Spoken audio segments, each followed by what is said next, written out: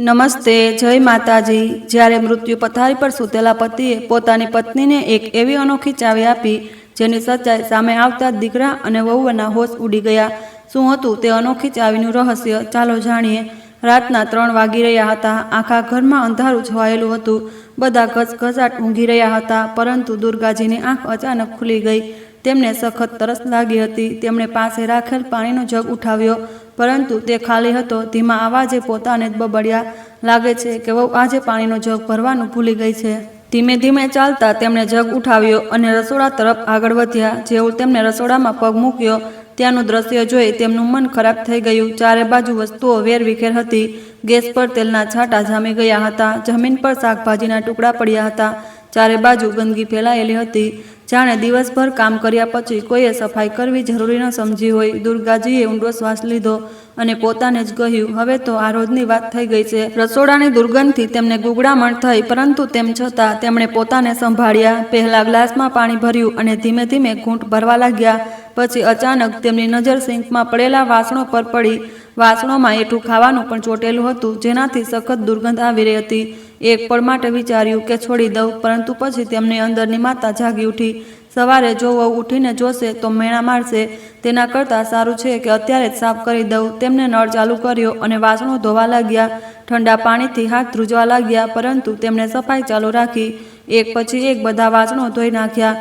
જોત જોતામાં ચીંગ ચમકવા લાગ્યો। તેમણે પોતાની કમર સીધી કરી અને ઊંડો શ્વાસ લીધો। થાક તેમના ચહેરા પર સ્પષ્ટ દેખાઈ રહ્યો હતો, પરંતુ મનને થોડો સંતોષ થયો કે ઓછામાં ઓછું રસોડું હવે સાફ થઈ ગયું હતું। હવે તેમના પગ ધ્રુજવા લાગ્યા હતા। આ ઉંમરે આટલી વાર ઊભા રહેવું તેમના માટે સરળ નહોતું। પછી પાણીનો જગ ભર્યો અને ધીમે ધીમે રૂમ તરફ વધવા લાગ્યા, પરંતુ દિલમાં ફરીથી એ જ પીડા હતી। શું એક માતાનું જીવન માત્ર બીજાઓ માટે જ હોય છે?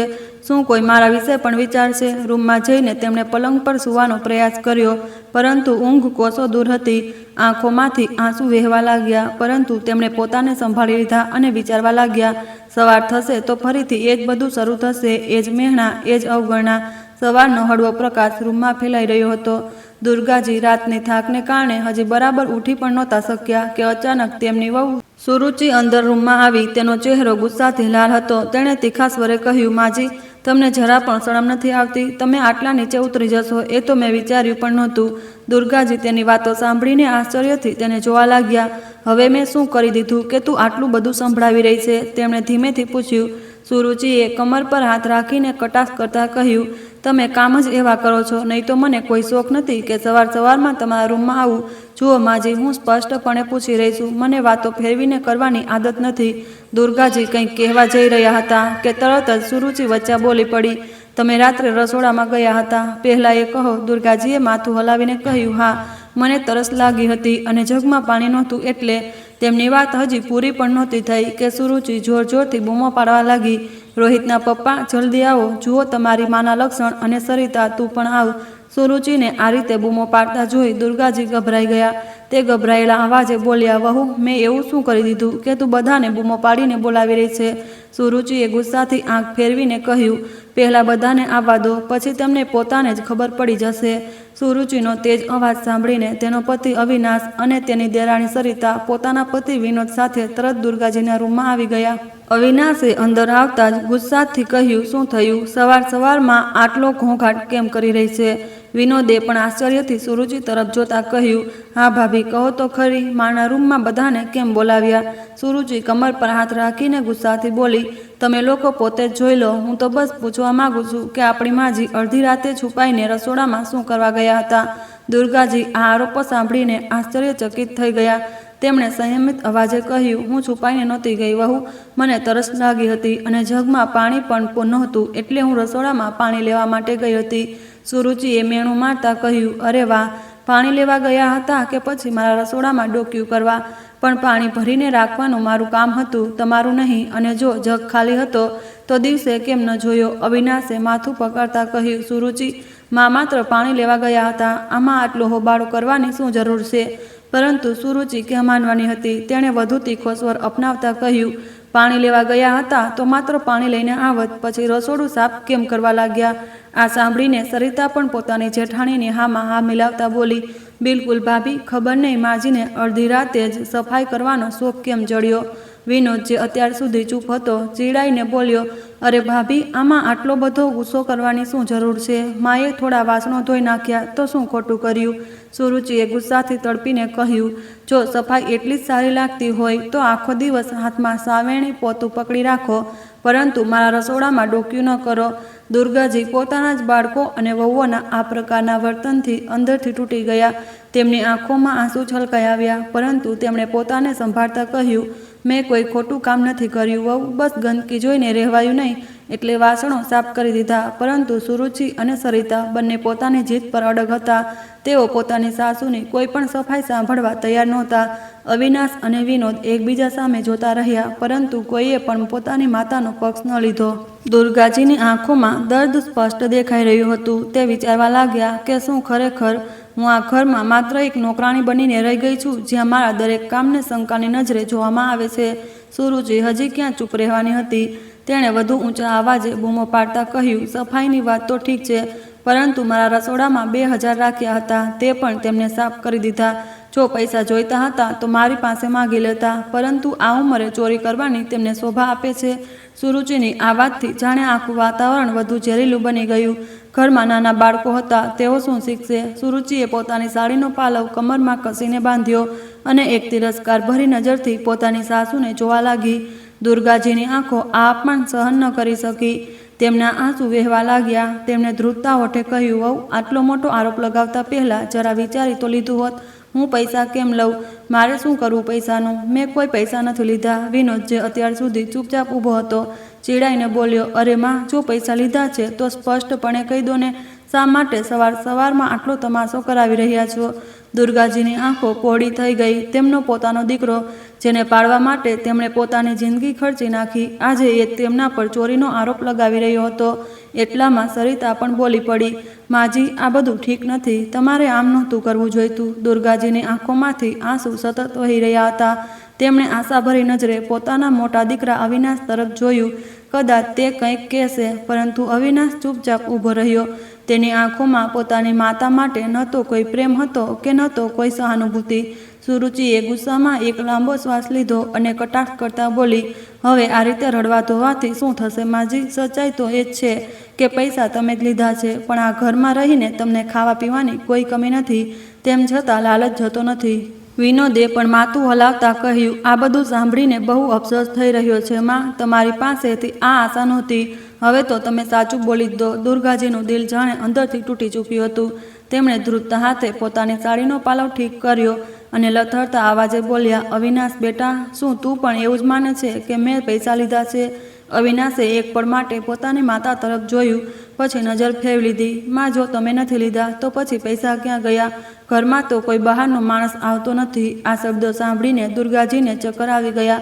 તેમનું માથું ફરવા લાગ્યું. આ ઘરમાં જન્મેલા અને આ જ ઘરમાં પોતાનું આખું જીવન વિતાવનારા દીકરાઓને આજે તેમના પર વિશ્વાસ નહોતો. તે ત્યાં જ ખાટલા પર બેસી ગયા અને ધીમેથી બોલ્યા, જો તમે બધા એવું માનો છો તો ઠીક છે. હવે આનાથી વધારે હું પોતાને નિર્દોષ સાબિત કરવા માટે કંઈ નહીં કહું. સુરુચિએ મોં બગાડતા કહ્યું, જોઈ લીધું, જ્યારે જૂઠ પકડાયું તો સફાઈ આપવાનું બંધ કરી દીધું. ચાલો જી, હવે બસ કરો, અમારે બીજા પણ કામ છે. આટલું કહીને તે ગુસ્સામાં પગ પછાડતા રૂમમાંથી નીકળી ગઈ. અવિનાશ, વિનોદ અને સરિતાએ પણ કોઈ પરવા ન કરી અને પોતપોતાના રૂમમાં પાછા જતા રહ્યા. દુર્ગાજી પોતાની જગ્યાએ બેસી રહ્યા. તેની સૂની આંખોમાંથી વહેતા આંસુ તકિયામાં સમાઈ ગયા. તેમના મનમાં બસ એક જ સવાલ ઘૂમી રહ્યો હતો, શું ખરેખર હવે મારું કોઈ નથી રહ્યું? દુર્ગાજીને એ દિવસ યાદ આવવા લાગ્યો જ્યારે તેમનું ઘર ખુશીઓથી ભરેલું હતું. તે પોતાના રૂમમાં તૈયાર થઈ રહ્યા હતા અને તેમના પતિ રામકિશનજી વારંવાર દરવાજા પર આવીને ડોક્યું કરી રહ્યા હતા. દુર્ગા, હવે કેટલો સમય લગાવીશ? જલ્દી ચાલ, ક્યાંક એવું ન થાય કે લગ્ન થઈ જાય અને આપણે છેલ્લે પહોંચીએ. રામકિશનજીએ હસતા હસતા કહ્યું. દુર્ગાજી હસ્યા અને પોતાની સાડીનો પાલવ ઠીક કરતા બોલ્યા, આખરે દીકરાની માં છું તો સારી રીતે તૈયાર થવું તો બને જ છે. રામકિશનજીએ પ્રેમભરી નજરથી પોતાની પત્નીને જોઈ અને બોલ્યા, આજે તું એટલી સુંદર લાગી રહી છે જેટલી આપણા લગ્નના સમયે લાગી રહી હતી. દુર્ગાજીએ હળવેથી માથું ઝાટકતા કહ્યું, અરે રહેવા દો, તમારી મસ્તી ફરીથી શરૂ થઈ ગઈ. પરંતુ તેમના ચહેરા પર ખુશી સ્પષ્ટ દેખાઈ રહી હતી. રામકિશનજીએ આગળ વધીને તેમનો હાથ પોતાના હાથમાં લીધો અને પ્રેમથી બોલ્યા, મસ્તી નહીં દુર્ગા, સાચું કહું છું, તારા જેવી પત્ની પામીને હું ખરેખર બહુ ખુશ છું. તે દિવસે આખા ઘરમાં ખુશીનો માહોલ હતો. તેમના મોટા દીકરા અવિનાશના લગ્ન હતા અને આખો પરિવાર હસી મજાકમાં ડૂબેલો હતો. દુર્ગાજીએ પોતાની વહુના સ્વાગત માટે કેટલી તૈયારીઓ કરી હતી. દરેક નાની મોટી વસ્તુનું ધ્યાન રાખ્યું હતું જેથી વહુને કોઈ તકલીફ ન પડે. સુરુચિ જ્યારે પહેલીવાર દુલ્હન બનીને ઘરમાં આવી હતી ત્યારે દુર્ગાજીએ તેને કેટલા પ્રેમથી ગળે લગાવ્યા હતા અને કહ્યું હતું, બેટા, આજથી આ તારું ઘર છે. જે પણ જરૂર હોય ખચકાટ વિના કહી દેજે. પરંતુ આજે એ જ સુરુચિ તેમના પર ચોરીનો આરોપ લગાવી રહી હતી. તેમના પોતાના દીકરા તેમની સફાઈને અનુસૂની કરી રહ્યા હતા. યાદોનો આ સિલસિલો એટલો ઊંડો હતો કે દુર્ગાજીની આંખોમાંથી આંસુ વહેવા લાગ્યા.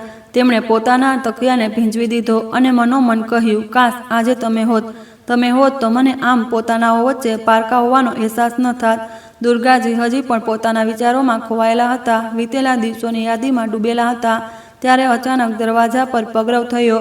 નજર ઉઠાવીને જોયું તો સરિતા રૂમમાં આવી અને કંઈ પણ કહ્યા વિના પાસેના ટેબલ પર ચા મૂકી દીધી. ધીમા અવાજે બોલી, માજી, તમારી ચા અહીં મૂકી છે, પી લો.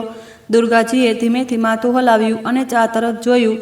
કપમાંથી હળવી વરાળ નીકળી રહી હતી. તેમણે ફરીથી નજર ઉઠાવીને સરિતાને પૂછ્યું, બેટા, બિસ્કિટ નથી શું? પરંતુ જ્યારે તેમણે પાછળ ફરીને જોયું તો સરિતા ત્યાંથી જઈ ચૂકી હતી. કોઈ જવાબ આપ્યા વિના ચૂપચાપ ચાલી ગઈ હતી. દુર્ગાજીએ ઊંડો શ્વાસ લીધો અને ચાનો કપ હાથમાં ઉઠાવ્યો. હળવો ઘૂંટ લીધો, પરંતુ ખાંડ વિનાની ફીકી ચા તેમના ગળા નીચે ન ઉતરી. હવે તો એટલું પણ મહત્વ નથી રાખતું કે માં શું ખાઈ પી રહી છે, તેમણે મનોમન વિચાર્યું. પહેલાં જ્યારે તેમના પતિ રામકિશનજી હતા તો તેમની સાથે સવારની ચાની મજા જ અલગ હતી. તે હંમેશા કહેતા, દુર્ગા, જ્યાં સુધી તું મારી સાથે બેસીને ચા નથી પીતી મને મજા નથી આવતી. પરંતુ આજે એકલા બેઠેલા દુર્ગાજી માટે તે ચા ઝેરના ઘૂંટ જેવી લાગી રહી હતી. તેમણે કપને પાછો ટેબલ પર મૂકી દીધો અને ધીમે ધીમે ઊભા થઈ ગયા. રૂમના ખૂણામાં એક જૂનો ડબ્બો રાખેલો હતો. તેમણે તેને ઉઠાવ્યો અને ખાટલા પર મૂકી દીધો. ડબ્બા પર હળવી ધૂળ જામી ગઈ હતી. તેમણે તેને સાફ કર્યો અને હળવા ધ્રુજતા હાથે ઢાંકણું ખોલ્યું. ડબ્બાની અંદર કેટલીક જૂની વસ્તુઓ રાખેલી હતી. રામકિશનજીની ઘડિયાળ, તેમના જૂના ચશ્મા, કેટલાક જૂના પત્રો અને કેટલાક સિક્કા જે રામકિશનજી હંમેશા પોતાની પાસે રાખતા હતા. દુર્ગાજીએ ધીમેથી તે વસ્તુઓને સ્પર્શ કર્યો, જાણે તે હજી પણ તેમની યાદો સાથે જોડાયેલી હોય. તેમની આંખો ફરીથી ભરાઈ આવી. ક્યાં ચાલ્યા ગયા તમે? જોયું, હવે તમારી દુર્ગા કેટલી એકલી થઈ ગઈ છે, તેમણે ધીમેથી કહ્યું અને પછી ખાટલા પર બેસી ગયા. બપોરના 2 વાગી રહ્યા હતા. ન તો કોઈ ખાવા માટે પૂછવા આવ્યું અને ન તો દીકરાઓએ પોતાની માતાના રૂમમાં ડોક્યું કરવાની જરૂર સમજી. ભૂખ હવે ખૂબ સખત લાગવા લાગી હતી. દુર્ગાજીએ થોડી વાર રાહ જોઈ, પરંતુ જ્યારે કોઈ ન આવ્યું તો તે પોતે ઉઠીને જ ઈચ્છતા હોવા છતાં વહુ સુરુચિ પાસે ચાલ્યા ગયા. સુરુચિ તે સમયે પોતાના 5 વર્ષના દીકરા રોહિતને હલવો ખવડાવી રહી હતી. દુર્ગાજી પાસે જઈને બોલ્યા, વહુ, બહુ સખત ભૂખ લાગી છે, જો કંઈ બનાવ્યું હોય તો આપી દે. તેમનું આટલું કહેવું હતું કે સુરુચિએ તેમની તરફ ઘૂરીને જોયું અને ગુસ્સામાં બોલી, માજી, હલવો જોયો નહીં કે તમને ભૂખ લાગી ગઈ? હજી તો હું મારા દીકરાને જ ખવડાવી રહી છું. પછી તે જલ્દીથી રોહિતનું મોલું છીને ઉઠી અને રસોડામાં ચાલી ગઈ. થોડીવાર પછી તે એક નાના વાટકામાં થોડો હલવો લાવીને દુર્ગાજી તરફ વધારતા મેણા ભર્યા લહેકામાં બોલી, આ લો, ખાઈ લો, નહીં તો મારા દીકરાને નજર લાગી જશે. દુર્ગાજીએ ધીમેથી વાટકો લીધો અને કંઈ પણ કહ્યા વિના પોતાના રૂમમાં પાછા ફર્યા. વાટકાને ખાટલા પર મૂકીને પોતે પણ બેસી ગયા. દુર્ગાજીએ પહેલો કોળિયો મોંમાં મૂક્યો, પરંતુ હલવાનો સ્વાદ તેમના ગળામાં અટકી ગયો. હલવો બળેલો હતો. આ બળતરા માત્ર જીભ પર જ નહીં પરંતુ તેમના દિલમાં પણ અનુભવાઈ રહી હતી. પરંતુ ભૂખ એટલી સખત હતી કે બળવાનો સ્વાદ પણ તેમને અવગણી દીધો. ધીમેથી નજર ઉઠાવી, રૂમની દિવાલોને જોઈ અને એક ઠંડો શ્વાસ લઈને પોતાની આંખો બંધ કરી લીધી. અને પછી સ્મૃતિઓનો એક પૂર આવી ગયો. તેમણે પોતાના જીવનના તે જૂના દિવસોને યાદ કર્યા જ્યારે તે પોતાના પતિ અને દીકરાઓ સાથે બેસીને પ્રેમથી હસતા ગાતા હલવો ખાતા હતા. ત્યારે તેમના હાથે બનેલા હલવાની ખુશ્બુ આખા ઘરમાં ફેલાયેલી હતી. એ જ જૂનું આંગણું, હલવાની મીઠી ખુશ્બુ, ચૂલાની ધીમી આંચ અને રામકિશનજીનું હાસ્ય. અરે દુર્ગા, આજે ફરી હલવો બનાવી રહી છે. રોજ રોજ હલવો ખવડાવીને અમારા દીકરાઓને બગાડી દઈશ. રામકિશનજીએ હસતા હસતા કહ્યું, અરે જી, દીકરાઓને પસંદ છે અને તમને પણ. પછી ફરિયાદ શેની? દુર્ગાજીએ હસતા હસતા જવાબ આપ્યો. રામકિશનજી ધીમેથી પાછળથી આવીને તેમના ખભા પર હાથ રાખ્યો અને કહ્યું, બસ આજ પ્રેમ હંમેશા બની રહે. દુર્ગા, જ્યારે આ મોટા થઈ જશે ત્યારે પણ અમે આમ જ બેસીને હલવો ખાઈશું, બરાબર તેમ જ જેમ આજે ખાઈ રહ્યા છીએ.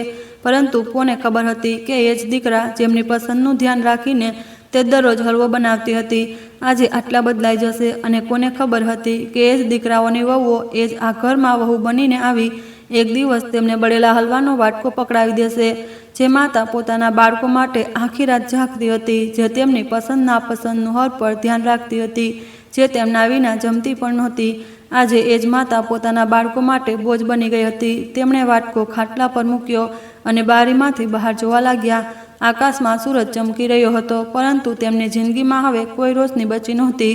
સાંજ થવા આવી હતી, પરંતુ દુર્ગાજીએ સવારથી માત્ર એ જ બળેલો હલવો ખાધો હતો। પેટમાં અજીબ હલચલ થઈ રહી હતી, નબળાઈ અનુભવાઈ રહી હતી। તેમણે આમ તેમ જોયું, પરંતુ ઘરમાં કોઈ નહોતું જે તેમને પૂછે કે તેમણે ખાધું કે નહીં। વહુ દીકરા પોતપોતાના કામમાં વ્યસ્ત હતા। તે ધીમેથી ખાટલા પરથી ઉઠી, કમર સીધી કરી અને દિવાલ પર લટકાવેલા પોતાના નાના કપડાના થેલાને ઉતાર્યો। તેમાં કેટલાક સિક્કા પડ્યા હતા જે તેમણે ક્યારેય બચાવીને રાખ્યા હતા। પોતાના થેલાને કસીને પકડતા તે ઘરના દરવાજા તરફ વધ્યા। જેવું દરવાજામાંથી બહાર નીકળવા લાગ્યા, ત્યારે જ વહુ સુરુચિનો તેજ અવાજ આવ્યો, માજી, ક્યાં જઈ રહ્યા છો તમે? દુર્ગાજી માં રોકાઈ ગયા। તેમણે ધીમેથી કહ્યું, બસ જરા બહાર સુધી જઈ રહી હતી વહુ। સુરુચિ ગુસ્સે થતાં બોલી, શું જરૂર છે બહાર જવાની? ક્યાંક મહોલ્લામાં બેસીને પોતાની દયનીય કહાની સંભળાવવા તો નથી જઈ રહ્યા ને? દુર્ગાજીએ જ્યારે આ સાંભળ્યું તો દિલ અંદર સુધી ચીડાઈ ગયું। તેમણે ધીમેથી કહ્યું, નહીં વહુ, બસ થોડું ટહેલીશ। સુરુચિએ મોં બનાવતા કહ્યું, વધારે દૂર ન જશો, ઘરના કામ કોણ કરશે પછી? દુર્ગાજી કંઈ ન બોલ્યા। તેમની આંખોમાં કેટલાક આંસુ જરૂર છલકાઈ આવ્યા હતા, પરંતુ તેમણે પોતાના પાલવથી તેમને લૂછી લીધા। ભારે પગલે તે દરવાજામાંથી બહાર નીકળ્યા। તેમની ચાલમાં હવે પહેલા જેવી તેજી નહોતી, પરંતુ મનમાં એક જ વાત ચાલી રહી હતી કે હવે એક માતાને 2 રોટલી પણ માગવી પડશે। તેમણે પોતાના થેલાને કસીને પકડ્યો અને ડગ માંડ્યા।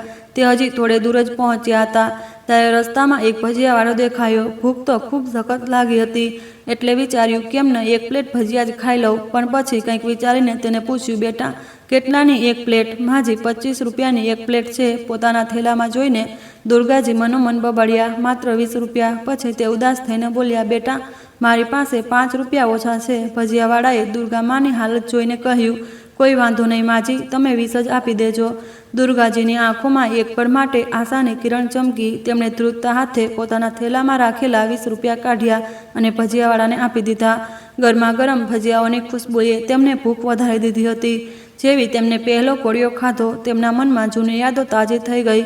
અરે માં, જરા જલ્દી કચોરી આપો ને, બહુ ભૂખ લાગી છે। નાના દીકરા વિનોદનો અવાજ હજી પણ તેમના કાનોમાં ગુંજી રહ્યો હતો। જ્યારે તેમના દીકરા નાના હતા ત્યારે તે પોતે મોટા પ્રેમથી કચોરી બનાવતી હતી। રસોડામાંની ઘીની સુગંધ આખા ઘરમાં ફેલાઈ જતી અને તેમના બંને દીકરા વિનોદ અને અવિનાશ મજાથી ખાવા બેસી જતા હતા। તેમના પતિ રામકિશન પણ હસતા હસતા કહેતા, અરે ભાગ્યવાન, આજે તો કચોરીઓની ખુશ્બુથી જ પેટ ભરાઈ રહ્યું છે। અને દુર્ગાજી હસતા અને કહેતા, ખુશ્બુથી પેટ નથી ભરાતું જી, આવો ગરમા ગરમ ખાઈ લો। પરંતુ આજે એ જ માતા એક ગલીના ખૂણામાં ઊભી દીકરા વહુના ઘરમાં રહેતા હોવા છતાં તેને 2 કોળિયા નસીબ નહોતા થઈ રહ્યા। જેવી તેમણે પોતાની કચોરી ખાધી, તેમના ગળામાં કંઈક અટકી ગયું। આ કચોરી તેમના માટે માત્ર એક ખાવાની વસ્તુ નહોતી, પરંતુ તે તમામ જૂની યાદોની કસક હતી, જે હવે માત્ર એક વીતેલા સ્વપ્ન જેવી લાગતી હતી। દુકાનવાળો તેને ધ્યાનથી જોઈ રહ્યો હતો। તેણે અનુભવ્યું કે આ વૃદ્ધ માતાની આંખોમાં ભીનાશ હતી। તે હળવેથી હસ્યો અને બોલ્યો, અમ્મા, બીજી જોઈએ તો લઈ લો, પૈસાની ચિંતા ન કરશો।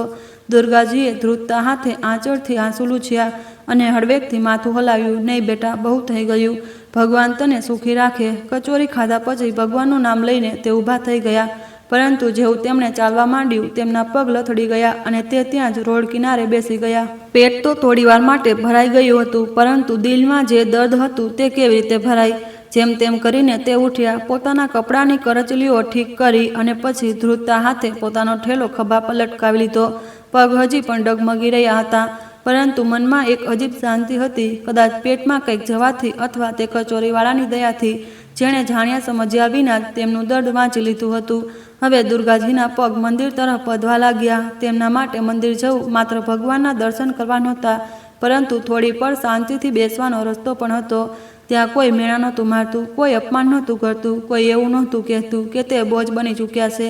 રસ્તામાં ચાલતા તેમણે જોયું કે સૂરજ ધીમે ધીમે ડૂબી રહ્યો હતો। આકાશમાં સોનેરી લાલચ હતી, પરંતુ તેમના જીવનનો સૂરજ તો ક્યારનોય ઢળી ચૂક્યો હતો।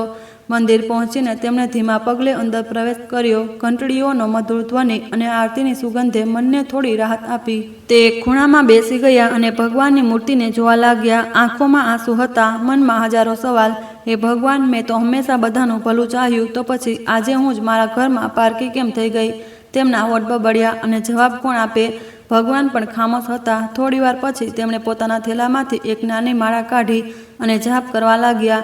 આ એ જ માળા હતી જે તેમના પતિ રામકિશનજીએ તેમને આપી હતી. જ્યારે પણ તે પરેશાન થતા હતા, આ માળા પકડીને બેસી જતા. પરંતુ આજે તે માત્ર જાપ નહોતા કરી રહ્યા, પરંતુ પોતાને સંભાળવાનો પ્રયાસ કરી રહ્યા હતા. દુર્ગાજી માળા ફેરવતા પોતાની ધૂનમાં હતા કે ત્યારે જ એક અવાજ આવ્યો, માજી, તમે અહીં એકલા બેઠા છો. આખરે તે કોણ હતો? શું તે દુર્ગાજીને જાણતો હતો? તેમણે ચોંકીને જોયું. એક યુવક તેમની સામે ઊભો હતો. આંખોમાં પોતાનાપણું અને ચહેરા પર નમ્રતા દેખાઈ રહી હતી. દુર્ગાજીએ થોડીવાર તેને જોયો, પછી ધીમા અવાજે બોલ્યા, બેટા, તું મને ઓળખે છે? યુવક હસ્યો અને પાસે બેસતા બોલ્યો, માજી, આ મહોલ્લામાં કોણ તમને નથી ઓળખતું? તમે તો દરરોજ મંદિર આવો છો, ક્યારેક કોઈને આશીર્વાદ આપી દો છો, તો ક્યારેક બાળકોને પ્રેમથી વહાલ કરો છો, અને આજે તમને આ હાલતમાં જોયા તો દિલ ન માન્યું. તમે ઠીક તો છો ને? મારું નામ અનુપ છે. દુર્ગાજીની આંખો ભરાઈ આવી. આટલા વર્ષો પછી કોઈએ તેમના હાલત વિશે પૂછ્યું હતું. તે માત્ર માથું ઝુકાવીને જ રહી ગયા. અનુપે તેમના હાથો પર નજર નાખી જે ધ્રુજી રહ્યા હતા. પછી નરમ સ્વરે બોલ્યા, માજી, શું તમે કંઈ ખાધું? દુર્ગાજીએ તરત જ જવાબ ન આપ્યો, માત્ર હળવા સ્મિત સાથે માથું હલાવ્યું, જાણે કંઈક છુપાવવાનો પ્રયાસ કરી રહ્યા હોય. પરંતુ અનુપ તેમની ચૂપકેદી સમજી ચૂક્યો હતો. તેણે ઝડપથી પોતાના ખિસ્સામાં હાથ નાખ્યો અને એક લાડુ કાઢીને તેમના હાથમાં મૂકી દીધો. આ લો, પ્રસાદ છે, અને ભગવાનનો પ્રસાદ ક્યારેય ઠુકરાવવો ન જોઈએ. દુર્ગાજીએ લાડુને જોયો, પછી તેણે ધ્રુજતા હાથે ઉઠાવીને ખાવા લાગ્યા. આંખોમાંથી આંસુ વહી રહ્યા હતા, પરંતુ મનને પહેલીવાર કોઈ સંતોષ અનુભવાઈ રહ્યો હતો. અનુપે જોયું કે તેમના આંસુ રોકાઈ નથી રહ્યા. તે બોલ્યો, માજી, જો તમે ઈચ્છો તો મારી સાથે મારા ઘરે ચાલી શકો છો. મારી માં હવે આ દુનિયામાં નથી, અને મારી પત્ની રિયા તમને મળીને બહુ ખુશ થશે. દુર્ગાજીએ તેની આંખોમાં જોયું. આટલી આત્મીય, આટલું પોતાનાપણું તેમને વર્ષો પછી અનુભવાયું હતું. પણ શું તે તેની સાથે જઈ શકતા હતા? શું તેમના પોતાનાઓએ તેમની જરૂર નહોતી? મનમાં ઘણા સવાલો ઉમટી રહ્યા હતા, પરંતુ કોની પાસે હતા તેના જવાબ? દુર્ગાજી જાણતા હતા કે હવે આ ઉંમરે કોઈના પણ બોજ બનવું યોગ્ય નહીં હોય. બેટા, તારી માં બહુ ભાગ્યશાળી હતી કે તેને તારા જેવો દીકરો મળ્યો, પરંતુ હું હવે કોઈના પર બોજ બનવા નથી માંગતી. ભગવાને જ્યાં સુધી ચાલવા લાયક રાખ્યા છે, ત્યાં સુધી મારી જિંદગી હું પોતે જીવી લઈશ. અનુપ તેમની તરફ જોઈને ચૂપ થઈ ગયો. તેણે વિચાર્યું, કેટલું દર્દ સમેટીને રાખી છે આમાએ, તેમ છતાં કોઈની સામે હાથ નથી ફેલાવા માંગતી. તે કંઈક કહેવા જઈ રહ્યો હતો કે દુર્ગાજીએ પોતાનો ઠેલો ઉઠાવ્યો અને મંદિરની અંદર ચાલ્યા ગયા. તેમને ભગવાનના ચરણોમાં માથું ટેકવ્યું અને ધીમેથી બોલ્યા, હે ભગવાન, હવે આ ઉંમર મને બસ એટલી શક્તિ આપજે કે કોઈની સામે હાથ ન ફેલાવવો પડે.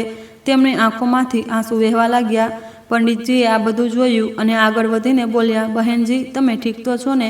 દુર્ગાજીએ પોતાની સાડીના પાલવથી આંસુ લૂંટતા કહ્યું, હા, બસ એમ જ. ક્યારેક ક્યારેક મન ભારે થઈ જાય છે. પંડિતજીએ તેમને પ્રસાદ આપ્યો અને બોલ્યા, બહેનજી, રોજ મંદિર આવજો, કારણ કે જ્યારે બધા રસ્તા બંધ થઈ જાય છે તો ભગવાનનો સહારો આપણને શાંતિ આપે છે.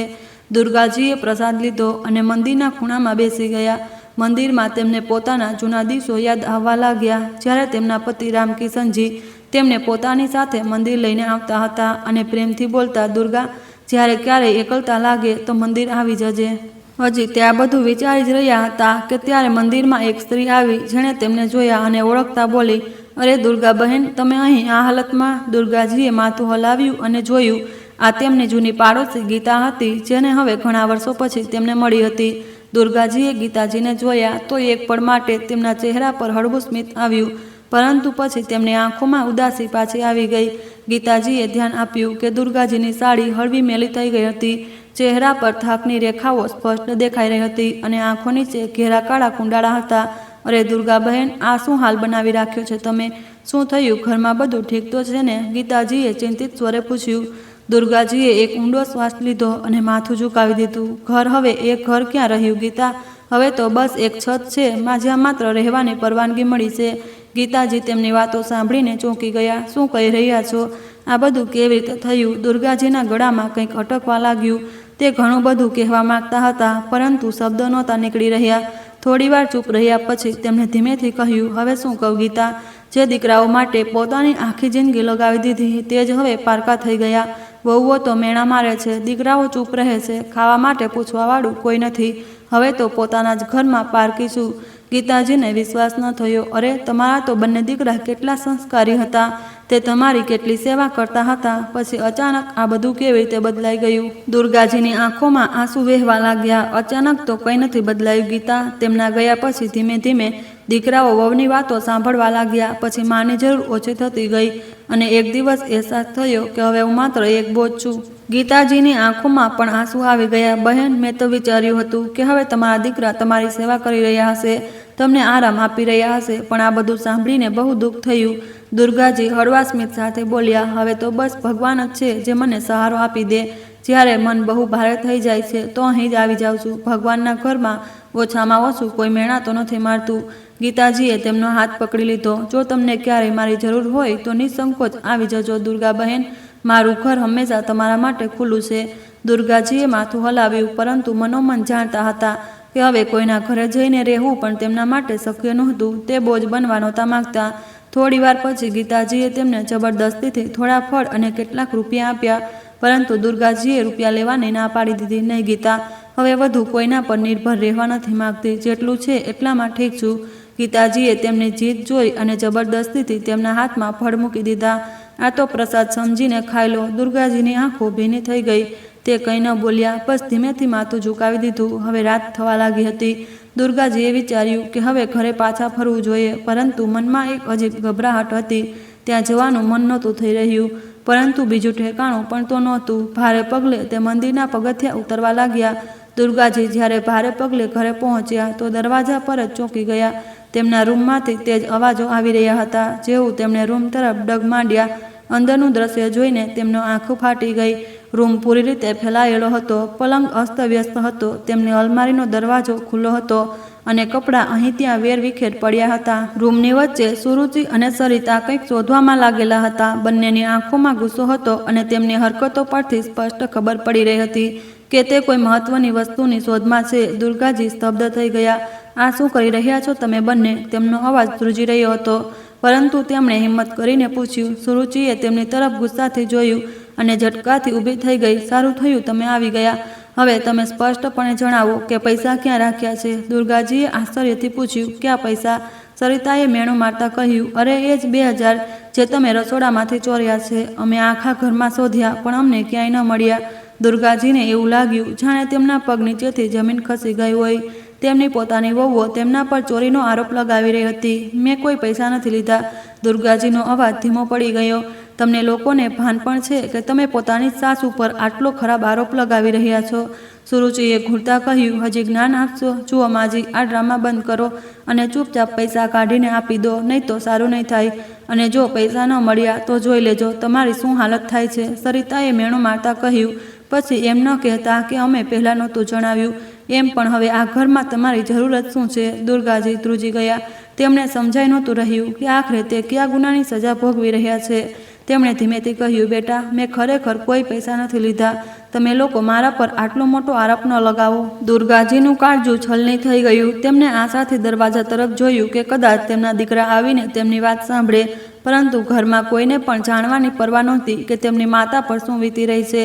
પછી દુર્ગાજીએ ધ્રુજતા અવાજે કહ્યું. બેટા, મેં કોઈ ચોરી નથી કરી.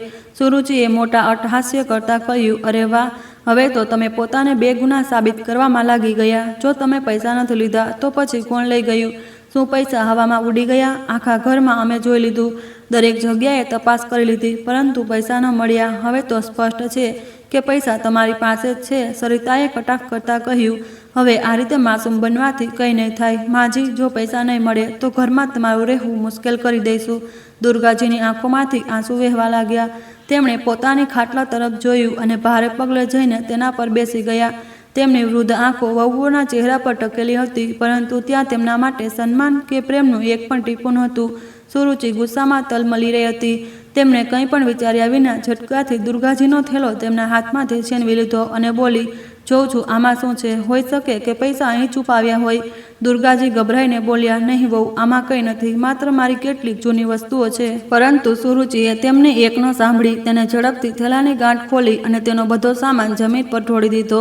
થેલામાં બસ કેટલાક જૂના કપડાં, એક ફાટેલી જૂની ચાદર, એક નાનો અરીસો અને એક તસવીર હતી જે રામકિશનજીની હતી. સરિતાએ તસવીરને જમીન પર પડેલી જોઈ અને ઉપેક્ષાથી બોલી. હદ છે, આમાં પૈસા નહીં પણ આ બધી ફાલતુની વસ્તુઓ ભરી પડી છે. સુરુચિએ તિરસ્કારથી કહ્યું, મને તો લાગતું હતું કે આમાં પૈસા હશે, પણ નીકળ્યું શું, આ નકામો સામાન. તેણે ગુસ્સામાં બધો સામાન ઠોકર મારીને વેરવિખેર કરી દીધો. દુર્ગાજીની આંખોમાંથી આંસુ વહી રહ્યા હતા. તેમણે ધ્રુજતા હાથે જમીન પર વેરવિખેર વસ્તુઓને સમેટી લેવાનો પ્રયાસ કર્યો. ત્યારે જ તેમની નજર તે ફળો પર પડી જે ગીતાજીએ તેમને આપ્યા હતા. કેટલાક સફરજન અને કેળા જમીન પર ગબડી ગયા હતા, જેને જોઈને સુરુચિ અને સરિતાની આંખો ચમકી ઉઠી. સુરુચિ ગુસ્સાથી બોલી, કહી રહી હતી કે મેં પૈસા નથી લીધા. જો પૈસા નથી લીધા તો આ સફરજન અને કેળા ક્યાંથી આવ્યા? શું આમને ઝાડ પરથી તોડીને લાવ્યા છો? સરિતા પણ તરત બોલી, બિલકુલ સાચું કહ્યું દીદી તમે. દુર્ગાજી હકલાતા બોલ્યા, આ ફળ મેં નથી ખરીદ્યા ગીતાએ. પરંતુ તેમની વાત પૂરી થાય તે પહેલાં સુરુચિએ વચ્ચે ટોકી દીધું, સારું, હવે જૂઠ પણ બોલશો. તે તમારી સહેલી તમને ફળ કેમ આપશે? સરિતા મેણું મારતા બોલી, કેમ નહીં આપે? હવે ઘરમાં ભીખ માગવાનો વખત જ આવી ગયો છે. દુર્ગાજીએ લાચાર થઈને કહ્યું, બેટા, જ્યારે ગીતા મને ફળ આપી રહી હતી ત્યારે મેં ના પાડી હતી, પરંતુ મારી ના પાડવા છતાં તેણે મૂકી દીધા હતા. સુરુચિએ ઘૂરતા કહ્યું, ઓહ, તો હવે ચોરી કરવા સાથે બહાના પણ બનાવવા લાગ્યા છો. પછી સરિતાએ જમીન પર પડેલા ફળોને જોયા અને નાક ચડાવતા કહ્યું, આ સડેલા ગળેલા ફળ અમારા કોઈ કામના નથી. તેણે લાત મારીને સફરજનને દૂર ફેંકી દીધું. બસ કરો, દુર્ગાજીએ અચાનક કઠોર સ્વરે કહ્યું, બહુ સાંભળી લીધું મેં, હવે બસ. તેમને ગુસ્સામાં જોઈને સરિતા અને સુરુચિએ એકબીજા તરફ જોયું અને પછી ખભા ઉછાળતા ત્યાંથી ચાલી ગઈ, જાણે કંઈ થયું જ ન હોય. પછી દુર્ગાજીએ જમીન પરથી રામકિશનજીની તસવીર ઉઠાવી અને પોતાના હૃદય સરથી લગાવી લીધી. તેમના હોઠ ધ્રુજી રહ્યા હતા, આંખોમાં દર્દ હતું. તેમણે ઠેલાનો બાકીનો સામાન સમેટી લીધો અને ધીમેથી ખાટલા પર બેસી ગયા. દુર્ગાજીની ફાટી આંખે પોતાની આસપાસ વેરવિખેર વસ્તુઓને જોઈ રહ્યા હતા. આજે તેમની પાસે માત્ર આંસુ હતા અને ઊંડો દર્દ, જે હવે તેમના જીવવાનો હિસ્સો બની ગયા હતા. તેમની આંખો ભીની હતી, પરંતુ હવે તેમાં એક અજીબ શાંતિ પણ હતી, કારણ કે આજે પહેલીવાર તેમણે પોતાની વહુઓને ગુસ્સામાં કંઈક કહ્યું હતું. તેમણે રામકિશનજીની તસવીર પોતાના હાથમાં લીધી અને ખાટલા પર બેસીને તેને નિહાળતા બોલ્યા, જોઈ રહ્યા છો ને, તમારી દુર્ગા કેટલી લાચાર થઈ ગઈ છે. તેમનો અવાજ ધ્રુજી રહ્યો હતો. તેમ છતાં તેમણે તસવીરને પોતાના ખોળામાં રાખી અને હળવા હાથે વહાલ કરવા લાગ્યા, જાણે કોઈ ખોવાયેલું પોતાનોપણું પાછું મેળવવાનો પ્રયાસ કરી રહ્યા હોય. પહેલાં પણ મુશ્કેલીઓ આવી હતી, પણ ત્યારે તમે હતા સંભાળવા માટે. હવે હું એકલી છું. રૂમની બહાર હજી પણ સુરુચિ અને સરિતા આપસમાં ફૂસફૂસ કરી રહ્યા હતા. ચાલો, ઓછામાં ઓછા પૈસા ન મળ્યા તો ન મળી, પરંતુ તેમના પર અમે અમારી ભડાસ તો કાઢી લીધી. હવે માજી વધારે ડ્રામા નહીં કરી શકે. સરિતા હસતા હસતા બોલી, પરંતુ તેમને પાઠ ભણાવવો જરૂરી હતો. જો એમ ન કરતા તો તેમને ખબર નહીં બીજા કેટલાક લોકો પાસે ભીખ માગવા ચાલી જતી. સુરુચિએ કટાક્ષ કર્યો. દુર્ગાજીએ તેમની વાતો સાંભળી લીધી, પરંતુ હવે તેમને કોઈ ફરક નહોતો પડી રહ્યો. તે માત્ર તસવીરને જોતા રહ્યા, જાણે તેનાથી કોઈ આશા લગાવી હોય. મેં ક્યારેય વિચાર્યું પણ નહોતું કે એક દિવસ પોતાના જ ઘરમાં હું પારકી બની જઈશ. આંસુ તેમની આંખોમાંથી પડીને તસવીરના કાચ પર ફેલાઈ ગયા. તેમણે જલ્દીથી આંચળથી તેમને લૂછ્યા અને તસવીરને ધીમેથી અલમારીમાં મૂકી દીધી. પછી પોતાને સંભાળતા પલંગ પર સૂઈ ગયા. સાંજે અંધારું ધીમે ધીમે રૂમમાં ઘેરાવા લાગ્યું હતું. દુર્ગાજીનું મન હવે કોઈ બીજી જ દિશામાં ભટકી રહ્યું હતું. હવે બસ, મારે કંઈક કરવું પડશે. હું આમ જ ન રહી શકું. તેમને મનોમન એક નિર્ણય કર્યો, પરંતુ આખરે શું નિર્ણય કર્યો દુર્ગાજીએ? તે ધીમે ધીમે ઉઠી અને ધ્રુજતા હાથે અલમારીના ખૂણામાં રાખેલા જૂના ટીનના ડબ્બાને બહાર કાઢ્યો. તેમની આંખોમાં બેચેની હતી, જાણે કોઈ બહુ જરૂરી વસ્તુ તેમાં રાખી હોય. તેમણે ધીમે ધીમે ડબ્બાનું ઢાંકણું ખોલ્યું. અંદર કેટલાક જૂના કાગળો, કેટલાક સિક્કા અને એક માળા રાખેલી હતી. પરંતુ તેમની નજર કોઈ બીજી વસ્તુને શોધી રહી હતી. તેમણે ડબ્બામાં હાથ નાખ્યો અને વસ્તુઓને આમ તેમ કરવા લાગ્યા. તેમની આંગળીઓ કોઈ ખાસ વસ્તુને સ્પર્શ કરી રહી હતી અને પછી અચાનક તેમને એક ઠંડી ધાતુની વસ્તુ અનુભવાઈ, એક ચાવી. દુર્ગાજીએ તે નાની ચાવીને પોતાની હથેળીમાં કસીને પકડી લીધી. તેમની આંખોમાં હળવી ભીનાશ આવી ગઈ. આ એ જ ચાવી હતી જે રામકિશનજીએ તેમને વર્ષો પહેલાં આપી હતી. દુર્ગા, આ ચાવી સંભાળીને રાખજે. આમાં તારા નામનો હક છે. રામકિશનજીનો અવાજ તેમના કાનોમાં ગુંજવા લાગ્યો. તેમણે ધીમે ધીમે ચાવીને વહાલ કર્યું અને પછી તેને કસીને પકડી લીધી. તેમનું દિલ ઝડપથી ધડકવા લાગ્યું. ક્યાંક આ ચાવીનું રહસ્ય તો મારી તકલીફોનો હલ નથી ને? થોડી વાર સુધી તે ચાવીને હથેળીઓમાં દબાવીને બેઠા રહ્યા. પછી તેમણે ઊંડો શ્વાસ લીધો અને ધીમેથી બબડ્યા, હવે સમય આવી ગયો છે. દિમાગમાં જાત જાતના વિચારો ઉમટવા લાગ્યા હતા. આ ચાવી રામકિશનજીએ તેમને શા માટે આપી હતી અને તેમણે તેને આટલી સંભાળીને રાખવાનું શા માટે કહ્યું હતું? જો ક્યારેય સમય બદલાઈ જાય અને તને લાગે કે કોઈ તારું અપમાન કરી રહ્યું છે તો આ ચાવીનો ઉપયોગ કરજે. દુર્ગાજીની આંખોમાં આંસુ આવી ગયા. તો શું રામકિશનજીએ પહેલાથી જ બધું જોઈ લીધું હતું? તેમને ધ્રુજતા હાથે ચાવીને વધુ કસીને પકડી લીધી. આ ચાવી કદાચ તેમના તે હક સાથે જોડાયેલી હતી જેને તેમના પોતાના દીકરા વહુએ તેમની પાસેથી છીનવી લીધો હતો. શું આ ચાવી પાછળ કોઈ દસ્તાવેજ છે? શું રામકિશનજીએ તેમની સુરક્ષા માટે કોઈ વ્યવસ્થા કરી હતી? હવે તેમને આ ચાવીની સચ્ચાઈ જાણવી હતી. તેમણે ચાવીને પોતાના દુપટ્ટાના છેડે બાંધી લીધી અને ડબ્બાને અલમારીમાં મૂકી દીધો. રાત ગાઢ થઈ ચૂકી હતી. આખા ઘરમાં સન્નાટો છવાયેલો હતો, પરંતુ ભૂખની હલચલ તેમના પેટમાં દર્દ પેદા કરી રહી હતી. દિવસભરની થાક અને ભૂખ છતાં સુરુચિએ રાતના ભોજન માટે એકવાર પણ નહોતું પૂછ્યું. દુર્ગાજીને હવે તેની આદત પડી ચૂકી હતી, પરંતુ આજે ભૂખ કંઈક વધારે જ અનુભવાઈ રહી હતી. તેમણે ઘણીવાર પડખા બદલ્યા, પરંતુ ઊંઘ આંખોથી કોસો દૂર હતી. હવે તો બસ સવાર થવાની રાહ છે. સવાર થતાં જ બેંક જઈને જોવું પડશે કે આ ચાવીનું રહસ્ય શું છે. થોડી જ વાર પછી થાકથી તેમની આંખો ભારે થઈ ગઈ અને આખરે તે ઊંઘની ગોદમાં ચાલ્યા ગયા. સવારની પહેલી કિરણ બારીમાંથી ડોકિયું કરી રહી હતી. દુર્ગાજીની આંખો પહેલાથી જ ખુલી ચૂકી હતી. તેમણે ધીમે ધીમે પોતાના થાકેલા શરીરને ઉઠાવ્યું અને ખાટલા પરથી નીચે ઉતર્યા. આજે બેંક જઈને આ ચાવીની સચ્ચાઈ જાણવી છે. તેમણે ચાવીને સાડીના પાલવમાં બાંધી લીધી અને જૂનો થેલો ખભા પર લટકાવીને દરવાજા સુધી પહોંચ્યા. જેવો દરવાજો ખોલ્યો, સામે સુરુચિ ઊભી હતી. ક્યાં જઈ રહ્યા છો માજી? સુરુચિએ શંકાથી પૂછ્યું. દુર્ગાજીએ એક પળ માટે વિચાર્યું, પછી શાંત સ્વરે બોલ્યા, મંદિર જઈ રહીશું. સુરુચિએ ઘોર્યું, પછી આંખો ઝીણી કરતા બોલી, મને તો લાગે છે કે હવે મંદિર નહીં, ક્યાંક બીજે જ જઈ રહ્યા છો. ખબર નહીં હવે કયો નવો ડ્રામા કરવા જઈ રહ્યા છો. દુર્ગાજીએ કંઈ ન કહ્યું, બસ એક ફીકા સ્મિત સાથે આગળ વધી ગયા. ત્યારે દરવાજા પાસે ઊભેલા અવિનાશ, જે અત્યાર સુધી આ બધું ચૂપચાપ જોઈ રહ્યો હતો, તેમણે પણ કંઈ બોલવાનું જરૂરી ન સમજ્યું. બસ પોતાની માતાને જોતા જોતા રહ્યો. દરવાજામાંથી બહાર પગ મૂકતા જ તેમણે સવારની ઠંડી હવાનો અહેસાસ થયો. તેમણે પોતાને કહ્યું, કદાચ મારું નસીબ પણ આજે આ ઠંડી હવા જેવી કંઈક રાહત લઈને આવ્યું છે. તે તેજ પગલે બેંક તરફ વધ્યા. જ્યારે તે બેંક પહોંચ્યા તો ત્યાં ઘણી ભીડ હતી. ધીમે ધીમે લાઇનમાં લાગ્યા. થોડીવાર પછી તેમનો નંબર આવ્યો તો તેમણે સામે બેઠેલા મેનેજરને કહ્યું, બેટા, મને મારા પતિ રામકિશનજીએ આ ચાવી આપી હતી. તેમણે કહ્યું હતું કે તેને બેંકમાં બતાવી. મેનેજરે ચાવીને ધ્યાનથી જોઈ અને પછી સ્ક્રીન પર કંઈક ચેક કરવા લાગ્યો. થોડી જ પળોમાં તેનો ચહેરો આશ્ચર્યથી ભરાઈ ગયો. તે તરત ઉઠીને અંદર કેબિનમાં ચાલ્યો ગયો. થોડીવાર પછી જ્યારે પાછો ફર્યો તો તેની સાથે બેંકનો એક બીજો અધિકારી હતો. તેને દુર્ગાજીને કહ્યું, માજી, તમે અમારી સાથે આવો, તમને બહુ જરૂરી વાત જણાવવાની છે. દુર્ગાજીનું દિલ ઝડપી ધડકવા લાગ્યું. તે અધિકારી સાથે અંદરની કેબિનમાં ચાલ્યા ગયા, જ્યાં થોડી જ પળોમાં તેમની જિંદગી હંમેશા માટે બદલવાની હતી. અધિકારીએ ઊભા થઈને તેમનું અભિવાદન કર્યું અને નમ્રતાથી કહ્યું, માજી, કૃપા કરીને બેસો. અમારે તમારી સાથે બહુ મહત્વની વાત કરવાની છે. દુર્ગાજી થોડા ગભરાયેલા હતા. તેમના જીવનમાં ક્યારેય એવું નહોતું થયું કે બેંકના અધિકારી આ રીતે તેમનું સન્માન કરે. તેમણે ધીમેથી ખુરશી પર બેસતા કહ્યું, બેટા, મને સમજાઈ નથી રહ્યું. મારા પતિએ બસ કહ્યું હતું કે આ ચાવી બેંકમાં બતાવવાની છે. મેનેજરે હસીને કહ્યું, માજી, આ કોઈ સામાન્ય ચાવી નથી.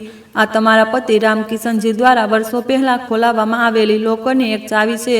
લોકર? દુર્ગાજી આશ્ચર્યથી બોલ્યા, હવે આગળ શું થશે? લોકરમાં શું રાખ્યું હશે? શું દુર્ગાજીની જિંદગી બદલાઈ જશે?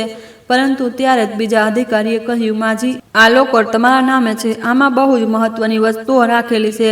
અમારે તમારી ઓળખ ચકાસવી પડશે. બેંકના નિયમો બહુ સખત હોય છે. અમને તમારા ઓળખપત્રની જરૂર પડશે. દુર્ગાજી હળવા સ્મિત સાથે બોલ્યા, બેટા, હું આ પહેલાંથી જ જાણતી હતી. મારા પતિએ કહ્યું હતું કે જ્યારે પણ આ ચાવી લઈને બેંક જાઉં તો પોતાનું આધાર કાર્ડ અને ઓળખપત્ર જરૂર સાથે લઈ જાઉં. આટલું કહીને તેમણે પોતાના થેલામાં હાથ નાખ્યો અને આધાર કાર્ડ કાઢીને બેંક અધિકારીને આપી દીધો. દુર્ગાજીનું દિલ જોર જોરથી ધડકવા લાગ્યું. તેમના પતિ રામકિશનજીએ ક્યારેય આનો ઉલ્લેખ નહોતો કર્યો કે બેંકમાં તેમના નામે કોઈ લોકર છે. તેમના મનમાં સવાલો ઉમટવા લાગ્યા. આખરે આમાં શું હશે? મેનેજરે ઓળખની પ્રક્રિયા પૂરી કરી અને એક કર્મચારીને બોલાવ્યો. તે તેમને લોકર રૂમ સુધી લઈને ગયો. મોટા મોટા લોખંડના લોકર કતારમાં લાગેલા હતા. કર્મચારીએ તેમને એક ખાસ લોકર સામે રોક્યા અને ધીમેથી કહ્યું, માજી, આ તમારું લોકર છે. તમે તમારી ચાવીથી તેને ખોલી શકો છો. દુર્ગાજીના હાથ ધ્રુજી રહ્યા હતા. તેમણે ધીમેથી ચાવી તાળામાં નાખી અને હળવેકથી ઘુમાવી. એક હળવો ટક અવાજ થયો અને લોકર ખુલી ગયું. તેમની આંખો આશ્ચર્યથી ફેલાઈ ગઈ. લોકરમાં રામકિશનજી દ્વારા સંભાળીને રાખેલી વસ્તુઓ હતી. કેટલાક ઘરેણાં, જમીન જાયદાદના કાગળ અને એક મોટો કવર જેના પર લખ્યું હતું દુર્ગા માટે. દુર્ગાજીએ ધ્રુજતા હાથે કવર કાઢ્યો અને તેને ખોલ્યો. અંદર એક ચિઠ્ઠી હતી જે તેમના પતિ રામકિશનજીએ પોતાના હાથે લખી હતી. પ્રિય દુર્ગા, જો તું આ ચિઠ્ઠી વાંચી રહી છે તો કદાચ હું આ દુનિયામાં નથી, પરંતુ મારો પૂરો પ્રયાસ રહેશે કે તને ક્યારેય કોઈ વસ્તુની કમી ન હોય. મેં જે કંઈ પણ કમાયું તારા નામે કરી દીધું. આ લોકર તારી સુરક્ષા માટે છે. આ લોકરમાં રાખેલા ઘરેણાં, જમીનના કાગળ અને બેંકમાં જમા પૈસા હવે તારા છે. તને કોઈની સામે હાથ ફેલાવવાની જરૂર નહીં પડે. યાદ રાખજે, તું એકલી નથી. હું હંમેશા તારી સાથે છું. દુર્ગાજીએ લોકરમાં રાખેલા ઘરેણાં અને કાગળોને ધ્યાનથી જોયા. બેંકમાં જમા રકમ પણ સારી એવી હતી. મેનેજરે ધીમેથી કહ્યું, માજી, તમે ઈચ્છો તો તેને તમારા સેવિંગ એકાઉન્ટમાં ટ્રાન્સફર કરાવી શકો છો અથવા જરૂર હોય તો થોડા કાઢી શકો છો. દુર્ગાજીએ આત્મવિશ્વાસથી કહ્યું, મારે થોડા પૈસા કાઢવા છે અને બાકી હું એકાઉન્ટમાં ટ્રાન્સફર કરાવવા માગું છું. મેનેજર તેમની વાત સાંભળીને હસ્યો. થોડી વારમાં પૈસા તેમના ખાતામાં જમા કરી દેવામાં આવ્યા અને થોડી રકમ તેમના હાથમાં આપી. તેમણે કાગળો અને ઘરેણાંને સારી રીતે સમેટી લીધા અને બેગમાં રાખ્યા. જ્યારે તે બેંકમાંથી બહાર નીકળ્યા તો સૂરજ તેજ ચમકી રહ્યો હતો. હવે સવાલ હતો કે શું તે એ જ ઘરમાં પાછા ફરશે જ્યાં તેમને અપમાન અને તિરસ્કાર સિવાય કંઈ નહોતું મળ્યું, કે પછી એક નવી રાહ પસંદ કરશે. બેંકમાંથી બહાર આવતા જ દુર્ગાજીએ એક ઊંડો શ્વાસ લીધો. તેમના હાથમાં બેંકનો બેગ હતો જેમાં તેમના પતિ રામકિશનજી દ્વારા આપવામાં આવેલી સંપત્તિના દસ્તાવેજો અને થોડી જરૂરી રકમ હતી. પરંતુ તેમના દિલમાં હવે કોઈ બોજ નહોતો. ત્યારે જ કોઈએ પાછળથી બૂમ પાડી, માજી. તેમણે પાછળ ફરીને જોયું. અનુપ, એ જ અનુપ જેણે થોડા દિવસ પહેલાં તેમની હાલત જોઈને ચિંતા વ્યક્ત કરી હતી. તે જ ગભરાયેલો તેમની પાસે આવ્યો. માજી, તમે અહીં બેંકમાં? દુર્ગાજીએ હળવા સ્મિત સાથે કહ્યું, હા બેટા, જરૂરી કામ હતું. હવે હું મારી જિંદગી મારી રીતે જીવવા માગું છું. અનુપે તેમની આંખોમાં આત્મવિશ્વાસ જોયો, પરંતુ એકલતાની હળવી ઝલક પણ અનુભવી. તે તરત જ બોલ્યો, માજી, જો તમે ઈચ્છો તો મારી સાથે ચાલો. એ પહેલાં પણ કહ્યું હતું. દુર્ગાજીએ તેને જોયો. અનુપના શબ્દો સાચા લાગ્યા, પરંતુ તે કોઈના પર બોજ બનવા નહોતા માગતા. બેટા, હું હવે મારા માટે જીવવા માગું છું. કોઈના પર આધારિત નથી રહેવા માગતી. અનુપે હસુને કહ્યું, કોણ કહ્યું કે તમે આધારિત થશો? માનું ઘર તેમનું પોતાનું હોય છે. તમને જ્યાં સુધી લાગે કે રહેવું છે ત્યાં સુધી રહો અને જ્યારે મન થાય ત્યારે તમારી રાહ પસંદ કરી લેજો. પરંતુ એક શરત છે. પહેલાં મારી સાથે ચાલો. રિયા પણ તમને યાદ કરી રહી હતી. રિયા, અનુપની પત્ની. જે દિવસે અનુપે તેમને અપનાવવાની વાત કરી હતી તે જ દિવસે રિયાએ પણ ભાવુક થઈને કહ્યું હતું કે તે હવેથી તેમની માં છે. ઠીક છે બેટા, પરંતુ માત્ર થોડા દિવસો માટે, તેમણે કહ્યું. જ્યારે અનુપ અને દુર્ગાજી ઘરે પહોંચ્યા તો દરવાજા પર રિયા ઊભી હતી, હાથમાં પૂજાની થાળી લઈને. તેમણે પ્રેમથી તેમનું સ્વાગત કર્યું અને પ્રેમથી કહ્યું, માં, હવે વધુ ચિંતા કરવાની કોઈ જરૂર નથી. હવે તમે અમારી સાથે છો. ઘરમાં પ્રવેશતા જ તેમને એક અલગ જ શાંતિ અનુભવાઈ. ક્યાંય કોઈ મેણા નહોતા, કોઈ ઉપેક્ષા નહોતી. ડિનર ટેબલ પર રિયાએ પોતે પોતાના હાથેથી તેમના માટે ભોજન પીરસ્યું. માં, મેં તમારી પસંદની અડદની દાળ અને પૂરી બનાવી છે. તમને પસંદ છે ને? દુર્ગાજીની આંખો ભીની થઈ ગઈ. રાત્રે પોતાના રૂમમાં બેઠેલા દુર્ગાજીએ બેંકની ફાઇલ ફરીથી ખોલી. તેમની પાસે હવે એક નવી જિંદગી હતી, પરંતુ તેને માત્ર પોતાના માટે જીવવા નહોતા માગતા. અનુપ અને રિયા સામે તેમણે પોતાનો નિર્ણય સંભળાવ્યો. હું આ સંપત્તિનો ઉપયોગ તે લોકો માટે કરવા માગું છું જે મારા જેવા બેઘર થઈ જાય છે. હું એક આશ્રય ગૃહ ખોલીશ જ્યાં વૃદ્ધોને સન્માન સાથે રહેવાનો અધિકાર મળશે. અનુપ અને રિયા ગર્વથી તેમની તરફ જોઈ રહ્યા હતા. દુર્ગાજીએ ઊંડો શ્વાસ લીધો અને કહ્યું, હવે હું તે ઘરમાં જઈશ. પછી અચાનક ચૂપ થઈ ગયા. રૂમમાં સન્નાટો છવાઈ ગયો. અનુપ અને રિયા તેમની આંખોમાં ઝળકતા ભાવોને વાંચવાનો પ્રયાસ કરી રહ્યા હતા. દુર્ગાજીએ પોતાના આંસુ રોકતા દ્રઢ સ્વરે કહ્યું, બેટા, તું બસ મને કોઈ સારા વકીલને પાસે લઈ જા. બીજી તરફ શાંત થઈ ચૂકી હતી, પરંતુ દુર્ગાજીનો કોઈ પતો નહોતો. અવિનાશ, સુરુચિ, વિનોદ અને સરિતા હવે બેચેન થવા લાગ્યા હતા. માં હજુ સુધી નથી આવ્યા. શું વાત થઈ? સુરુચિએ ચિંતા અને ચીડાઈ ગયેલા સ્વરે કહ્યું. વિનોદે પણ સહમતીમાં માથું હલાવ્યું. હા ભાભી, સવારે મંદિર જવાનું કહીને ગયા હતા, પણ હવે તો રાત થવા આવી છે. અવિનાશ, જે અત્યાર સુધી ચૂપચાપ બેઠો હતો, ગંભીર અવાજે બોલ્યો, ક્યાંક કંઈ થઈ તો નથી ગયું ને? સુરુચિએ આંખો ફેરવતા કહ્યું, અરે છોડો, એવી પણ કોઈ વાત નથી. હોઈ શકે કે કોઈ સહેલીને મળવા ગયા હોય, કે પછી અમારાથી નારાજ થઈને ક્યાંક બેઠા હોય. સરિતા, જે અત્યાર સુધી ચૂપ હતી, ધીમેથી બોલી, પણ માં આવું ક્યારેય નહોતા કરતા. ભલે ગમે તેટલી વાર થઈ જાય, તે કહ્યા વિના કોઈના ઘરે નહોતા રોકાતા. ક્યાંક ખરેખર કંઈક ખોટું તો નથી થઈ ગયું?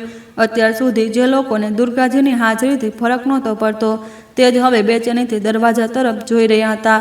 આખી રાત જ્યારે દુર્ગાજી ઘરે ન આવ્યા તો અવિનાશ અને વિનોદને ચિંતા થવા લાગી. સવાર થતાં જ બંને પોતપોતાના આસપાસના વિસ્તારોમાં પૂછપરછ કરવા લાગ્યા, પરંતુ કોઈને પણ દુર્ગાજી વિશે કોઈ માહિતી નહોતી. તેમની કોઈ સહેલી પણ એવી નહોતી જેના ઘરે તે આખી રાત રોકાઈ. હવે વાતાવરણમાં ગભરાટ વધવા લાગી હતી. સરિતાએ ચિંતિત સ્વરે કહ્યું, મને લાગે છે કે આપણે પોલીસમાં રિપોર્ટ નોંધાવવી જોઈએ. આખરે માં આખા દિવસથી લાપતા છે. ક્યાંક કંઈક અનિચ્છનીય ન થઈ ગયું હોય. પરંતુ સુરુચિ તરત બોલી પડી, અરે શું વાત કરી રહી છો? પોલીસમાં ભૂલથી પણ આપણે ન જઈ શકીએ. પોલીસ તો ઉલટું આપને શંકાની નજરે જોશે, પૂછશે કે તમે લોકોએ સવારથી અત્યાર સુધી રિપોર્ટ કેમ ન લખાવી. પછી ન જાણે કેવી કેવી વાતો બનાવશે. વિનોદે પણ સહમતીમાં માથું હલાવ્યું. હા ભાભી સાચું કહી રહ્યા છે. માં વૃદ્ધ છે, હોઈ શકે કે ક્યાંક રસ્તો ભટકી ગયા હોય કે પછી કોઈ સંબંધીના ઘરે ચાલ્યા ગયા હોય. આપણે પહેલાં જાતે શોધવાનો પ્રયાસ કરવો જોઈએ. સુરુચિએ બેદરકારીથી હાથ ખંખેરતા કહ્યું, અરે ચાલ્યા ગયા હશે કોઈની સાથે. વધારે ચિંતા કરવાની કોઈ જરૂર નથી. કોઈ નાની છોકરી નથી, તે આવી જશે આપોઆપ. એમ પણ તેમનો અમારા સિવાય છે કોણ? અને તે ડોશીને પણ કોણ રાખશે પોતાની પાસે? વિનોદે તરત વાંધો ઉઠાવ્યો, ભાભી ઓછામાં ઓછું થોડા સન્માનથી તો વાત કરો. આખરે તે આપણી માં છે. સુરુચિ બોલી, જાણું છું કે તમારા લોકોની માં છે, પરંતુ કહો ભલા, કોઈ આમ કહ્યા વિના જાય છે ખરા? અને પછી આટલી રાત સુધી પણ પાછા ન આવે તો શું સમજવું? અવિનાશ જે અત્યાર સુધી ચૂપ હતો, ધીમે ધીમે સુરુચિની વાતોથી સહમત થવા લાગ્યો. તેણે માથું હલાવતા કહ્યું, સાચું કહી રહી છે સુરુચિ. આપણે વધારે ચિંતા કરવાની જરૂર નથી. માં ક્યાંય પણ ગયા હશે. જ્યારે પાછા ફરવું હશે પોતે આવી જશે. સુરુચિએ લાંબો શ્વાસ લેતા કહ્યું, ચાલો હવે આ બધું છોડો અને જમવાનું લગાવો. સવાર સુધી જોઈશું. જો માં ન આવ્યા તો પછી વિચારુશું શું કરવું છે. અવિનાશે પણ હા પાડી દીધી. હા, હવે આ સમયે કંઈ કરી શકાય તેમ નથી. ભૂખ પણ લાગી છે, પહેલાં જમી લઈએ. વિનોદે હળવો વિરોધ દર્શાવવાનો પ્રયાસ કર્યો, પણ ભાઈ, માં આજ સુધી ક્યારેય આટલી મોડે સુધી બહાર નથી રહ્યા. સુરુચિએ તરત વાત કાપી નાખી. બસ બસ, હવે વધારે ભાવુક ન બનો. જ્યારે પાછા ફરશે ત્યારે જોઈશું. હવે આ નકામી વાતમાં સમય ન બગાડો. એવું લાગી રહ્યું હતું જાણે બધાની માને લીધું હતું કે માનું પાછા ફરવું હવે જરૂરી પણ નથી. દુર્ગાજી આજે આરામથી સૂઈ રહ્યા હતા. આટલા દિવસો પછી તેમણે પેટ ભરીને ખાધું જે હતું. તેમના ચહેરા પર એક સંતોષ હતો જે કદાચ બહુ સમય પછી આવ્યો હતો. સવાર થઈ તો રિયા તેમની પાસે આવીને પ્રેમથી બોલી, માં સવાર થઈ ગઈ છે, હાથ મોં ધોઈ લો, હું તમારા માટે નાસ્તો લઈ આવું. દુર્ગાજી ધીમે ધીમે ઉઠ્યા અને રિયા તરફ જોઈને હળવું હસી દીધું. તેમને એવું લાગી રહ્યું હતું જાણે કોઈ પોતાનું તેમના માટે વિચારી રહ્યું હોય, તેમની પરવા કરી રહ્યું હોય. તે પલંગ પરથી ઉઠ્યા અને બાથરૂમમાં જઈને હાથ મોં ધોવા લાગ્યા. બહાર આવ્યા તો જોયું કે ટેબલ પર ગરમા ગરમ પરાઠા, દહીં અને ચા રાખેલી હતી. રિયા પ્રેમથી બોલી, માં બેસો, આજે હું પોતે મારા હાથેથી તમને ખવડાવીશ. દુર્ગાજીની આંખોમાં ભીનાશ આવી ગઈ. તેમણે ધ્રુજતા હાથે રિયાનો હાથ પકડ્યો અને કહ્યું, બેટા, જેટલો પ્રેમ તું મને આપી રહી છે, કાશ મારી વહુએ પણ મને થોડુંક માન આપતી તો કદાચ આજે આ દિવસ ન જોવા પડતો. રિયાએ ઝૂકીને તેમના પગ સ્પર્શ કર્યા અને બોલી, માં, જે થયું તે ભૂલી જાઓ. હવે તમે અમારી જિંદગીનો હિસ્સો છો અને અમે તમને હંમેશા ખુશ રાખીશું. દુર્ગાજીએ તેમના માથા પર હાથ ફેરવ્યો અને પહેલીવાર દિલથી હસ્યા, પરંતુ તેમના મનમાં એક દ્રઢ નિશ્ચય હતો. હવે તેમને પોતાના હક માટે ઊભા થવું હતું.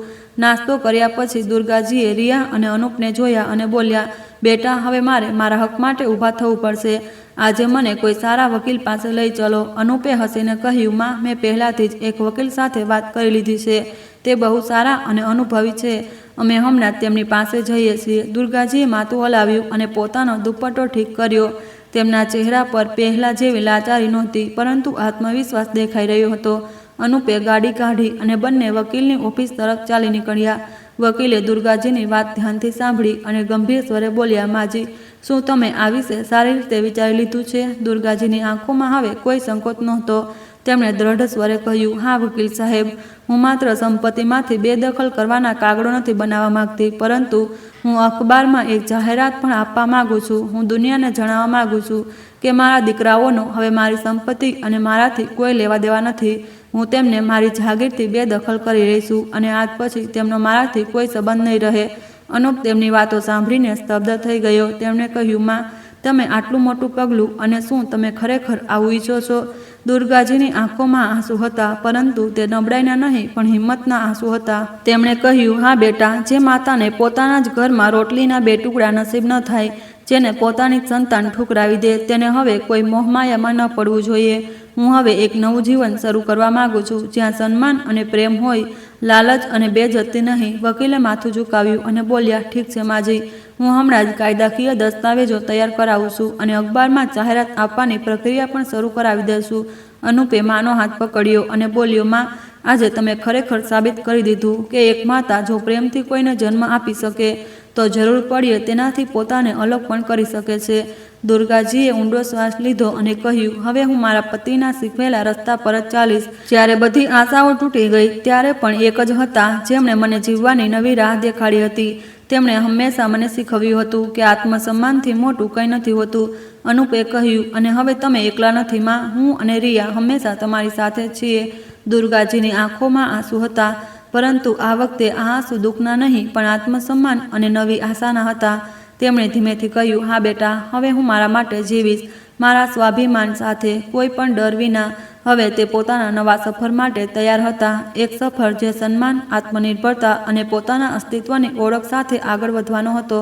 વકીલે બધા કાગળ તૈયાર કરી દીધા અને કહ્યું, દુર્ગાજી, હવે માત્ર તમારે આ દસ્તાવેજો પર સહી કરવાની છે અને તે કાયદાકીય રીતે માન્ય થઈ જશે. આ પછી તમારા દીકરાઓનો તમારી સંપત્તિ પર કોઈ હક નહીં રહે. દુર્ગાજીએ એક નજર તે કાગળો પર નાખી. વર્ષોની તકલીફ, અપમાન અને એકલતાનું દર્દ તેમની આંખોમાં ઉતરી આવ્યું, પરંતુ આ વખતે તેમના હાથ ન ધ્રુજ્યા. તેમણે કોઈ પણ ખચકાટ વિના દસ્તાવેજો પર પોતાના હસ્તાક્ષર કરી દીધા. અનુપ અને રિયા ધ્યાનથી જોઈ રહ્યા હતા. વકીલે કાગળો સંભાળતા કહ્યું, હવે તમે નિશ્ચિત રહો. કાલ સવાર સુધીમાં આ ખબર અખબારમાં પ્રકાશિત થઈ જશે અને કાયદાકીય રીતે પણ તમારા દીકરાઓનો તમારાથી કોઈ સંબંધ નહીં રહે. વકીલની ઓફિસમાંથી બહાર નીકળતા અનુપે માને પૂછ્યું, હવે તમે શું કરવા માંગો છો માં? મારે સૌથી પહેલાં કાલે મારા ઘરે જવું છે. અનુપની સાથે રહેતા જ દુર્ગાજીએ પોતાનું આત્મસન્માન પાછું મેળવ્યું. તે હવે કોઈના મેણાથી નબળા પડનારી સ્ત્રી નહોતા રહ્યા. તેમણે નિર્ણય કર્યો કે હવે તે પોતાની તકલીફોથી નહીં પરંતુ પોતાના નિર્ણયોથી જીવશે. અને સૌથી પહેલો નિર્ણય આ હતો, પોતાના દીકરાઓને તેમની હેસિયત બતાવવાનો. સવારના હળવા તડકામાં દુર્ગાજીએ પોતાના હાથમાં એક અખબાર પકડ્યું હતું, જેનો એક ખૂણો થોડો વળેલો હતો. તેમની આંખોમાં આજે ન તો દુઃખ હતું કે ન તો કોઈ મમતા, માત્ર એક કઠોર નિર્ણય. તે અનુપની સાથે પોતાની એ જ કોઠી સામે ઊભા હતા. તેમણે ઊંડો શ્વાસ લીધો અને પછી દરવાજા પર જોરથી દસ્તક આપી. દરવાજો ખુલ્યો તો સામે સુરુચિ અને સરિતા ઊભા હતા. તેમણે જેવું દુર્ગાજીને જોયા ત્યારે સુરુચિએ મેણું મારતા બોલી, અરે, તમે આવી ગયા? ક્યાં ગયા હતા 2 દિવસ સુધી? પાછળથી તેમના દીકરા પણ આવી ગયા. તે પણ હેરાન હતા. અવિનાશ બોલ્યો, માં, તમને શરમ આવી જોઈએ, આમ કોઈના પણ ઘરે રહેલો છો. દુર્ગાજીના ચહેરા પર હળવું સ્મિત આવ્યું, પરંતુ તે સ્મિત ઠંડુ હતું, એક તોફાન પહેલાંની શાંતિ જેવું. તેમણે ધીમેથી અખબાર તેમની તરફ વધાર્યો. દુર્ગાજીએ સખત અવાજે કહ્યું, વાંચો આને. જોરથી દીકરાએ અખબાર લીધો અને જેવું તેણે વાંચવાનું શરૂ કર્યું, તેના ચહેરાનો રંગ ઉડી ગયો.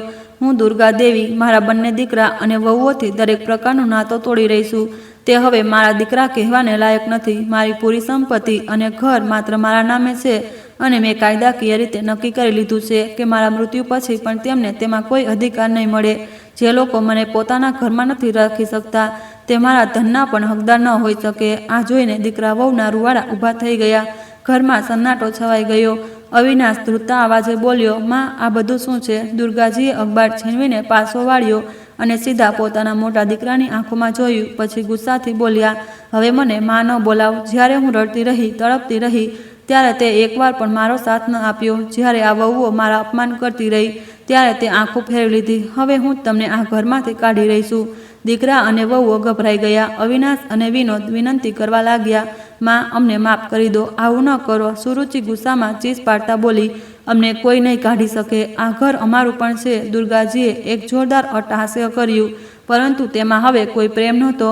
તેમણે પોતાના બેગમાંથી કાગળ કાઢ્યો અને સુરુચિ તરફ ફેંકી દીધો. દુર્ગાજી તેજ અવાજે બોલ્યા, આજ વાંચી લો. આ ઘર માત્ર અને માત્ર મારા નામે છે અને મેં નક્કી કરી લીધું કે આમાં તમારી કોઈ જગ્યા નહીં હોય. દીકરાએ ધ્રુજતા કાગળ ઉઠાવ્યો અને વાંચતા જ તેના ચહેરા પરથી પરસેવો છલકાઈ આવ્યો.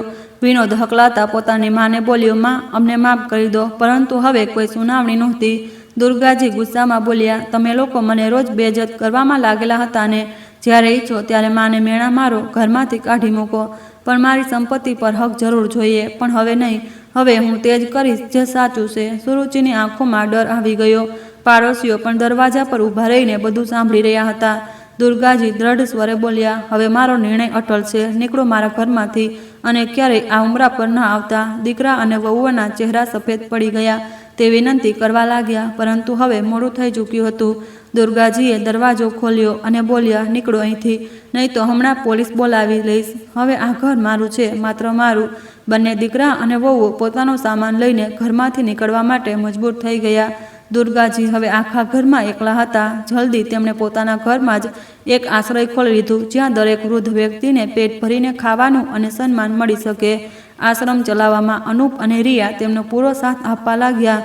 હવે તે શાંતિથી રહેવા લાગ્યા. તેમના દીકરા અને વહુઓને તેમના ખરાબ કર્મોનું ફળ મળ્યું અને હવે તે દળદળની ઠોકરો ખાઈ રહ્યા હતા. તો દોસ્તો, તમને શું લાગે છે, દુર્ગાજીએ જે નિર્ણય કર્યો હતો, શું તે સાચો હતો કે ખોટો?